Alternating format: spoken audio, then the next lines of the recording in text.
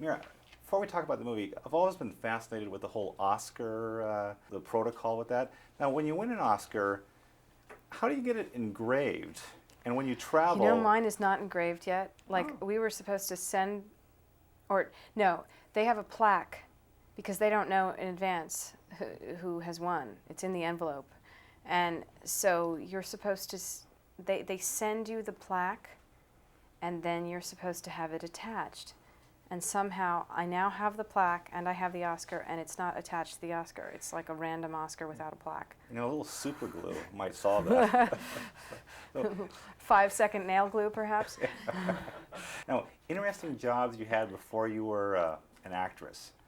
Showroom model. What exactly did you do? That meant that it was actually a fashion showroom where different clothing distributors would sell their lines to boutique owners. Like, people would come from around the country to the Javits Center in New York, and you would stand in your little booth working for one clothing manufacturer, wearing their clothes, and you'd change your outfit several times a day. But you were also a salesperson. Your basic job was to try and convince people that this particular dress was a very hot seller and that your clients will love them, and we've had so many orders for this one, and this one looks especially well in the larger sizes, and all these things. And so you're like a salesperson, but you're wearing like an evening dress. It's strange. How good were you at that? I don't know. I think I was all right at it. I'm not that good at selling things. I don't like to, if something isn't good, then I can't push its merits. If I did like something, I could speak enthusiastically about it. Okay. Now, I got a question. I'm doing a sidebar story on becoming famous. Now, you have a dad who's a well-known actor.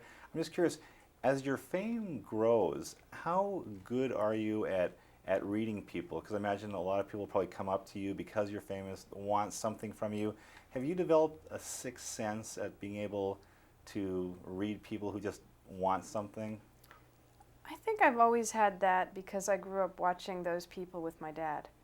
So I have my true friends, and I've had them for a long time. And, once in a while I'll meet another person who belongs in that group.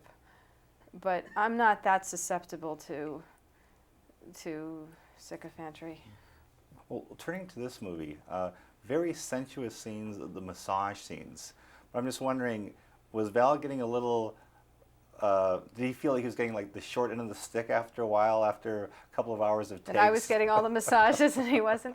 Well, he got a lot of massages as training for the movie. He was getting massaged like every day on the set, so to, I guess, feel what felt good.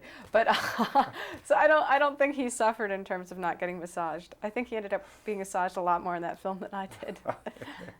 And quick last question. You've shot movies in different locations. Always, the scenes in Times Square in New York City. When you're with Val Kilmer, you're famous, he's famous, on the streets of New York. What kind of commotion are you causing when you're on location? I remember one day where the New York paparazzi were particularly obtrusive to the scene. They were about just 10 feet away from us, and they wouldn't stop taking flash photographs like during all the rehearsals. They were just, right off to our left, and it was kind of hard to work under that pressure because we can't legally order them off the sidewalk because it's public property. So they're right there, they're talking, they're, come on Val, come on Mira, just give us a look, come on, like that, and you're like making a movie and it's hard, but